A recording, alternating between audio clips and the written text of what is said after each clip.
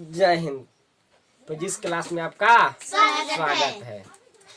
Physics class में हम part 2 video बना दिए हैं, जिसमें बल बता दिए हैं, बल को प्रकार भी बता दिए हैं, है ना। आज हम उससे आगे जानेंगे। ठीक है, तो तैयार हो? चलो जुनून के साथ सब बैठ जाओ, मरुस्थल की तरह नहीं। आज की क्लास में हम जानेंगे न्यूटन चाचा के बारे में। ठीक है, एक न्यूटन चाचा है विदेश का, उसी के बारे में आज जानेंगे। ठीक है, कौन कौन सा नियम दिया उसी के बारे में हम आज जानेंगे। जानने के लिए तैयार हो जाओ। हाँ भैया। चलो अध्याय चल रहा है 2, बल तथा गति के नियम। चलो बाबू, सन 1686 में सर आइजक न्यूटन ने गति से संबंधित सर आइजक न्यूटन ने गति से संबंधित तीनों नियमों का प्रतिपादन किया। तीनों नियमों का क्या किया? प्रतिपादन किया।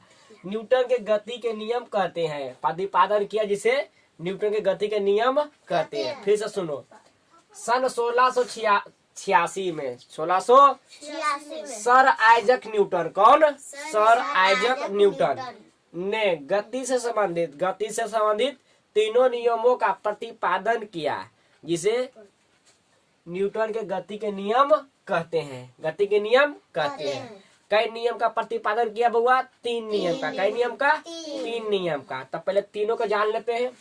प्रथम नियम यानी पहला है गति के प्रथम नियम। गति के प्रथम नियम जानते हैं। पहला गति के 3 नियम दिया ना, तो गति के प्रथम नियम को जड़त्व का नियम भी बोलते हैं। गति के प्रथम नियम को इंग्लिश में बोलते हैं फर्स्ट लॉ ऑफ मोशन। जड़त्व का नियम है लॉ ऑफ इनर्शिया। गति का द्वितीय नियम, गति का द्वितीय नियम पहले जानेंगे गति के प्रथम नियम, फिर जानेंगे गति का द्वितीय नियम यानी दूसरा नियम। गति का द्वितीय नियम को संवेग का नियम कहते हैं। कौन का नियम कहते हैं?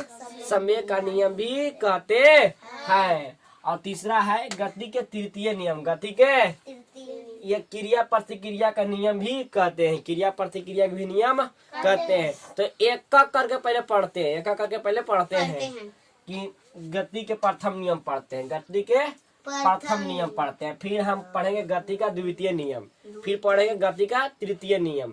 तो पहले एक नियम पढ़ लेते हैं, उसके बाद में पढ़ेंगे 2 नियम। कबड़िया लगाओ तो बढ़िया जा करके, पर्दा की खाली गिरा दो, पर्दा गिरा दो खाली। तो जाने के लिए तैयार हो? चलो जोश जुनून के साथ अब ध्यान दो इधर। गति का प्रथम नियम, गति का प्रथम नियम इंग्लिश से बोलते हैं फर्स्ट लॉ ऑफ मोशन। यदि कोई वस्तु विरामावस्था में है, तो वह विरामावस्था में ही रहेगा। बढ़िया जानो, गति का प्रथम नियम बढ़िया से जान लो बउआ। ठीक है कि न्यूटन ने कई नियम दिया? 3 नियम। तो प्रथम नियम जान रहे हैं, ठीक है, तो बढ़िया जान लो। गति का प्रथम नियम, यदि कोई वस्तु विरामावस्था में है, यानी रुका ऐसे, अभी हम किस अवस्था में खड़े हैं? विरामावस्था में। और तुम किस अवस्था में बैठे हो? विरामावस्था में। यदि कोई वस्तु विरामावस्था में है, तो वह विरामावस्था में ही रहेगा। और गति अवस्था में है तो वह गति अवस्था में रहेगी। ओके, जब तक कि उस पर कोई बाह्य बल लगाया न जाए। बाहर से बल लगाया न जाए। जैसे मेरे मेज पर यानी टेबल पर ये जग रखा हुआ है ना बाबू। अब ये विरामावस्था में रखा हुआ है, तो ये रखा ही रहेगा जब तक हम इसको बल नहीं लगाएंगे। तो इसको हमको जब तक हम इसको बल नहीं लगाएंगे, तब तक ले नहीं हिलेगा ही नहीं डुलेगा। नहीं हिलेगा ना डुलेगा।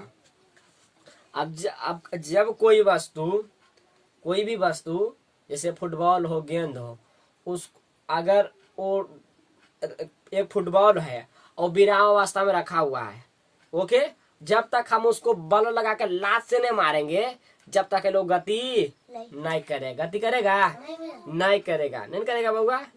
जब तक गति नहीं करेगा। तो क्या कहा गया है कि यदि कोई वस्तु विरामावस्था में है तो वह विरामावस्था में ही रहेगा।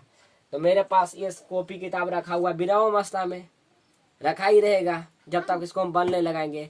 और दूसरा और आगे कहा गया है कि और यदि गतीय अवस्था में है, यदि कोई वस्तु गतीय अवस्था में है तो गतीय अवस्था में ही रहेगा जब तक उस पर कोई बाह्य बल लगाया न जाए। तो जैसे गेंद को मारे तो क्या भैया गेंद तो गति में कर लिया तो क्या गेंद नहीं रुकेगा, गति करते रहेगा? नहीं, गेंद रुकता है, घर्षण बल के कारण गेंद रुकता है, उस पर भी बल लगता है रोकने के लिए।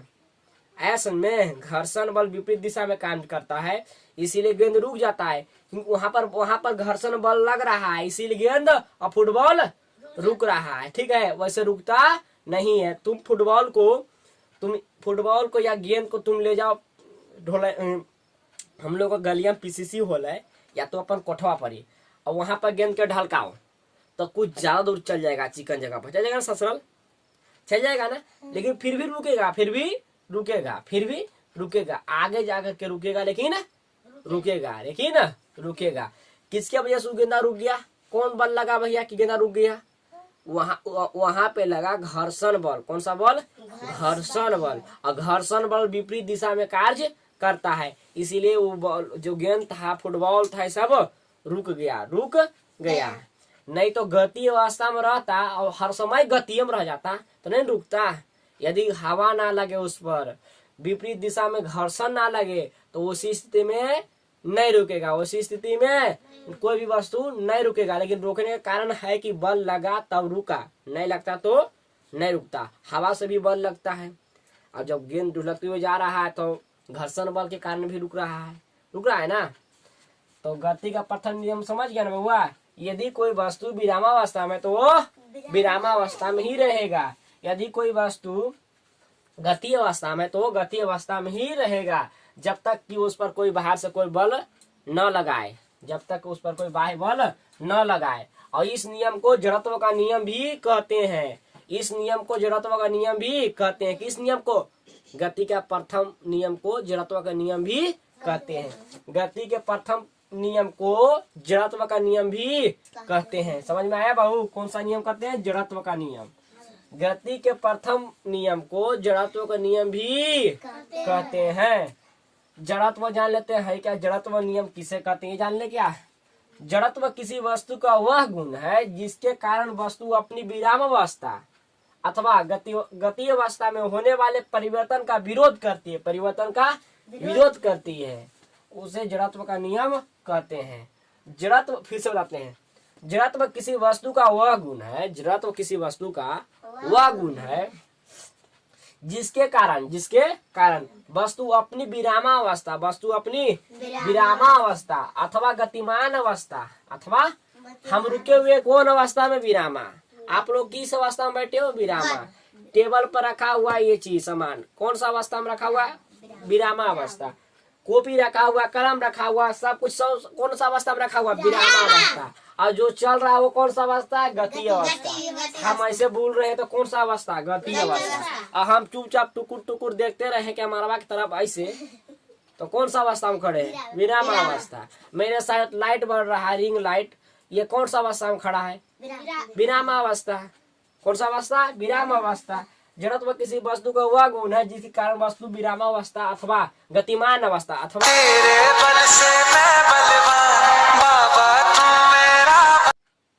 चलो देखो फोन में आ गया तो इसीलिए देखो, जड़त्व किसी वस्तु का वह गुण है जिसके कारण वस्तु अपनी विरामावस्था अथवा गतिमान अवस्था में होने वाले परिवर्तन यानी बदलाव का विरोध करता है। जड़त्व के 3 प्रकार है। जड़त्व के क्या प्रकार है? 3 प्रकार। एक है विराम का जड़त्व, दूसरा गति का जड़त्व और तीसरा दिशा का जड़त्व। एक करके जानते हैं। जैसे उदाहरण देते हैं, बस के अचानक चलने से उसमें बैठा यात्री, जैसे बस है ये, अब बस जो है बस बनाते हैं, बस है ये, ओके। बस के अचानक चलने से उसमें बैठा यात्री पीछे की ओर गिर पड़ता है, यदि बस पर हम बैठे हैं, बस जब अचानक चलता है तो पीछे की ओर नहीं ऐसे गिर जाते हैं, गिरते कि नहीं गिरते हैं? तो लोग भी बैठी होगी, जब अचानक चलता ऐसे नहीं हो जाते हैं, होते कि नहीं होते हैं? तो कह रहा है कि बस के अचानक चलने से उसमें बैठे यात्री पीछे की ओर गिर पड़ता है कि नहीं पड़ता है? और दूसरा है कि चलती बस के अचानक रुकने से बैठा यात्री आगे की ओर झुक जाता है, आगे की ओर झुक जाता है। कहा गया है जड़त्व के प्रकार में कि अगर कोई वस्तु विरामा में है तो विरामावस्था में है तो विरामावस्था में ही खोजेगा, ऐसा में। और जैसे उसको मिल गया गति तो परिवर्तन हो गया, क्या हो गया? तो जड़त्व इन कर रहा है कि जड़त्व किसी वस्तु को वह गुण है जिसके कारण वस्तु विरामावस्था तथा गतिमान अवस्था में होने वाले परिवर्तन को क्या करती है? विरोध करती है, विरोध करती है। तो विरोध किया कि नहीं किया? हम अभी रुकल थे, गाड़ियों भी रुकल था, वस्तुओं भी रुकल था, और जैसी चला, जैसी आगे बढ़ा तो हम तो खड़ा ऐसे थे, तो हम जैसे चला तो अचानक पीछे होते हैं कि नहीं होते हैं? यानी कि परिवर्तन हो गया कि नहीं हो गया? कोचिंग परिवर्तन हुआ, फटाफट बोलो, कोचिंग परिवर्तन हुआ। ऐसे हुए ना, जैसे गाड़ी जब चल रहा है, ठीक है, गाड़ी चल रही है, बस अब चल नहीं रही, रुकी हुई है, मतलब कि विराम अवस्था में। अब अचानक चला ना, तो हम भी उसके साथ विरामक थे और वो भी विराम में थे। अचानक वो गति में आ गया, तो गति में आया तो परिवर्तन हो गया, विराम अवस्था गति अवस्था में परिवर्तन हो गया। तो जड़त्व क्या करता है? उसी का विरोध करता है, उसी को विरोध करता है कि नहीं, हम गति हम विरामावस्था में खड़ा थे तो विरामावस्था में ही रहेंगे, तो वही विरोध करता है। इसीलिए बैठा हुआ यात्री पीछे की ओर झुक पीछे की ओर नब जाता है ना। और दूसरा है कि चलती बस में अचानक रुक जाने से, जब गाड़ी चल रहा था तो गतिमान था, गाड़ी जब गाड़ी चल रही थी तो कैसा था? गतिमान। अब अचानक विराम आ गया तो बैठा हुआ यात्री ऐसे झुक जाते हैं ना।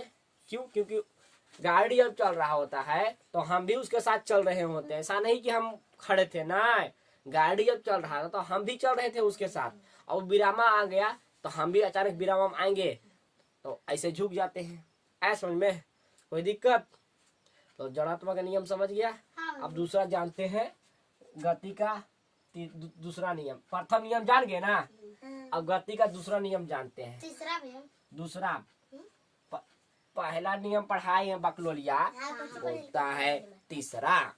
अब ये दूसरा पढ़े, वो टचो भी नहीं किया, तो दूसरा पढ़ाएंगे अब गति का द्वितीय नियम। तो आप लोग इसको स्क्रीनशॉट ले लो, फिर आगे बताइए।